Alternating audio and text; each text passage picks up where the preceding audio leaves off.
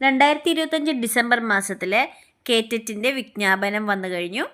എത്രയും വേഗം അപേക്ഷിച്ച് തുടങ്ങാം.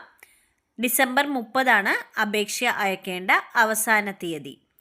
കേറ്ററ്റ് കാറ്റഗറി 1, 2, 3, 4 എന്നീ കാറ്റഗറികളിലായിട്ടാണ് നമുക്ക് അപേക്ഷ നൽകാവുന്നത്.